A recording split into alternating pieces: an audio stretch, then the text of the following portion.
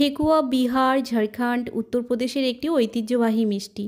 এটি প্রধানত ছট পূজার সময় তৈরি করা হয়, যা সূর্য দেবতাকে উৎসর্গ করা হয়। ঠেকুয়ার উৎপত্তি সম্পর্কে নির্দিষ্ট কোনো ঐতিহাসিক তথ্য পাওয়া যায় না, তবে এটি বহু বছর ধরে এই অঞ্চলগুলির একটি অবিচ্ছেদ্য অংশ হিসাবে বিবেচিত হয়। ঠেকুয়া প্রধানত গমের আটা, ঘি, চিনি এবং নারকেল দিয়ে তৈরি করা হয়, যা ছাঁচে ফেলে বিভিন্ন আকৃতি দেওয়া হয়। এর স্বাদ মিষ্টি এবং কিছুটা ক্রিস্পি হয়। তবে সে যাই হোক, আমি এবছর পরে ঠেকুয়া খাইনি কোনো প্রসাদ হিসেবে অথবা নিজে বানিয়ে।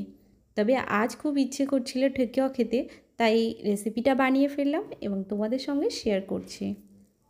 ঠেকুয়া বানাতে গমের আটা 3 কাপ নিয়েছি, 1 কাপ সুজি, কিছুটা নারকেল কোড়া, চিনি স্বাদ মতো আর ঘি দিয়ে আমরা এটাকে খুব ভালো করে হাত দিয়ে ময়ান দিয়ে নেব। তারপর দেখতে হবে হাতের মধ্যে ডোটা নিয়ে একটু চাপলে দেখবেন এরকম এক জায়গায় জমাট বেঁধে যাচ্ছে, তাহলে বুঝে নেবেন মাখাটা ঠিকঠাক হয়েছে। তারপর জল দিয়ে অল্প অল্প করে জল দিয়ে এই ডোটাকে আবারও মেখে নিতে হবে। মাখাটা খেয়াল রাখতে হবে যেন শক্ত হয়, তাহলেই কিন্তু এই ঠেকুয়াটা ক্রিস্পি হবে। ঠেকুয়া মাখা যদি নরম হয়ে যায় তাহলে কিন্তু এটা অতটাও খেতে ভালো লাগবে না আর ক্রিস্পিও হবে না। এর মধ্যে অনেকে বাদাম, কাজু, কিশমিশ দেয় স্বাদটা বাড়ানোর জন্য, তোমরা চাইলে দিতেই পারো।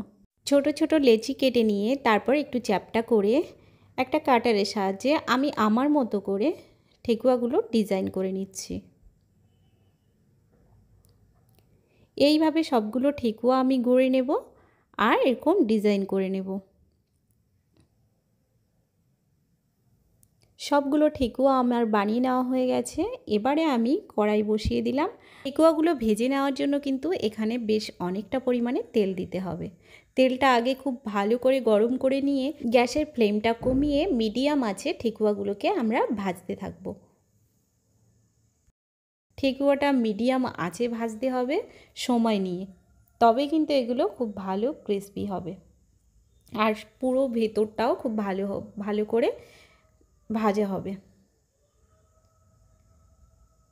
দেখো সময় নিয়ে ভেজে নেওয়ার পর আমরা ঠেকুয়াগুলোকে তুলে নিচ্ছি একটা পাত্রে তেল ঝরিয়ে।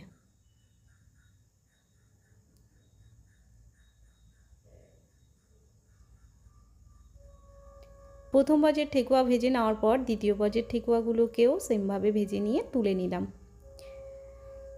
এইভাবে ঠেকুয়া বানালে কথা দিলাম ভীষণ ক্রিস্পি হবে, খেতেও ভীষণ টেস্টি হবে। তাহলে আজকের রেসিপি এই পর্যন্তই থাকছে, আবার অন্য কোনো রেসিপি নিয়ে দেখা হবে। ততক্ষণ ভালো খান, সুস্থ থাকুন, টাটা।